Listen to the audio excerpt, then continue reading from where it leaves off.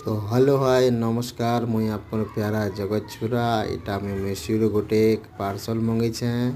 एटा 9 April मंगी इटा मो घर के आला ने तो आज आनो इटा के अनबॉक्सिंग करमु।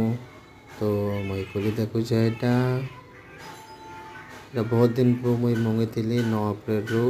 तो इतार लिंक भी मुई देदेमी मते जेन कि खूब सस्ता रे मिली गला कमेंट रे जाइकिना इटार लिंक नहीं पारबे। तो आगे ए पड़ी गला এটা হলা আমার মেসুর আইলা স্ট্যান্ড।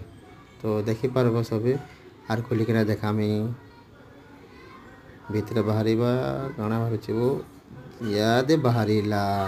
এটা সবু আছে আমার স্ট্যান্ড যেন ব্লগ বনাবা এনে এটা হলা এটা কাଣା এটা ব্লুটুথ যেন কি আর এটা যেন স্ট্যান্ড মোবাইল রখবাটা আর এটা হলা মাইব যে কি কয়সন যে আর এটা কাটা যে বুয়া মই বলে জানে আর এটা হলা লাইট যে কি জ্বলাসন খুব ভালো আছে আর এটা তো স্টেরে যে যাব আর আগে দেখি পারবে।